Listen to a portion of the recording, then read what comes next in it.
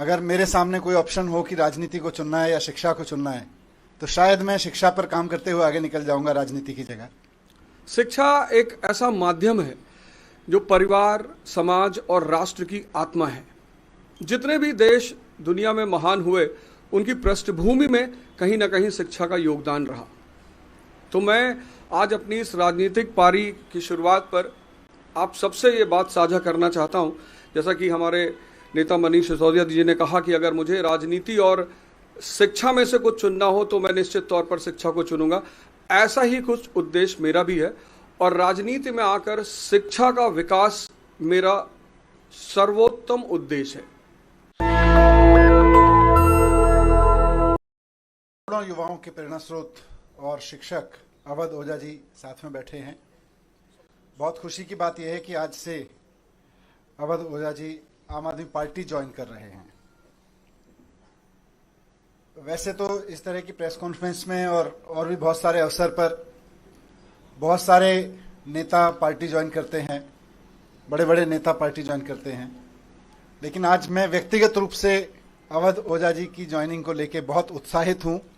मेरे लिए व्यक्तिगत रूप से बहुत बड़ा दिन है, मैं ऐसा समझता हूं, क्योंकि मैंने खुद अपना जीवन शिक्षा को समर्पित कर रखा है।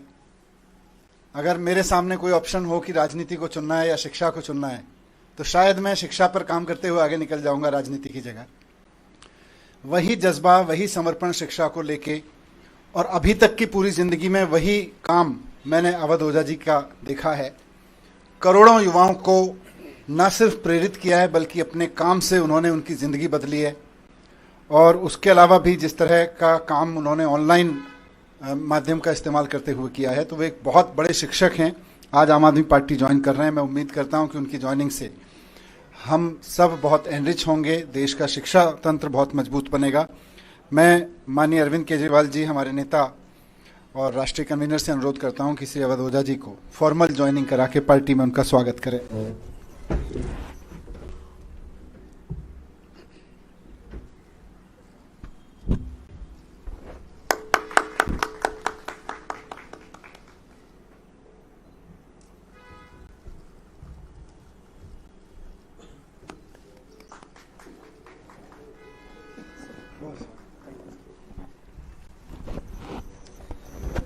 मैं अब सर से अनुरोध करूंगा कि 2 शब्द इस अवसर पर कहें।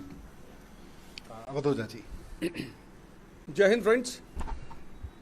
सबसे पहले मैं आम आदमी पार्टी और आम आदमी पार्टी के सर प्रमुख अरविंद केजरीवाल जी, मनीष सिसोदिया जी, सबको सहृदय से धन्यवाद देता हूं कि उन्होंने मुझे राजनीति में आकर शिक्षा के लिए काम करने का अवसर दिया है।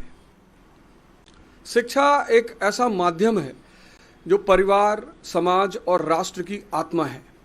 जितने भी देश दुनिया में महान हुए, उनकी पृष्ठभूमि में कहीं ना कहीं शिक्षा का योगदान रहा। तो मैं आज अपनी इस राजनीतिक पारी की शुरुआत पर आप सबसे ये बात साझा करना चाहता हूं, जैसा कि हमारे नेता मनीष सिसोदिया जी ने कहा कि अगर मुझे राजनीति और शिक्षा में से कुछ चुनना हो तो मैं निश्चित तौर पर शिक्षा को चुनूंगा। ऐसा ही कुछ उद्देश्य मेरा भी है और राजनीति में आकर शिक्षा का विकास मेरा सर्वोत्तम उद्देश्य है। धन्यवाद। मैं श्री अरविंद केजरीवाल जी से अनुरोध करूंगा कि वो इस अवसर पर अपने विचार व्यक्त करें। अवध ओझा जी शिक्षा के क्षेत्र में इस देश का जाना माना नाम है, जिन्होंने लाखों करोड़ों युवाओं को, बच्चों को शिक्षा दी, रोज़गार के लिए तैयार किया, प्रेरणा दी।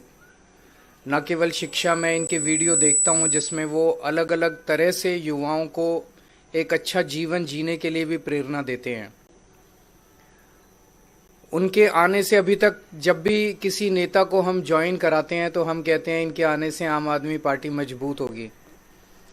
आज अवध ओझा जी के लिए मैं कहना चाहता हूं कि इनके आने से देश में शिक्षा मजबूत होगी, क्योंकि आम आदमी पार्टी शिक्षा के क्षेत्र में सबसे ज़्यादा काम कर रही है और आम आदमी पार्टी के ज़रिए जब ये शिक्षा में काम करेंगे तो देश की शिक्षा मजबूत होगी और राष्ट्र निर्माण में शिक्षा का सबसे बड़ा महत्व है, तो राष्ट्र निर्माण मजबूत होगा एक तरह से।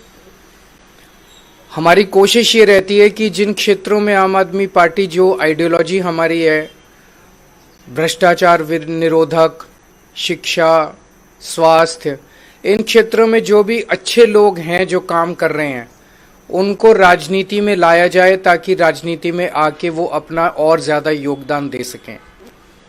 राजनीति में आने से पहले हम लोग भी एनजीओ में काम करते थे, मैं, मनीष जी, और एनजीओ में रहते रहते हमें लगने लगा कि एनजीओ के ज़रिए राजनीति के बाहर एक लिमिटेड तरीके से काम कर सकते हैं, इतना ही काम कर सकते हैं।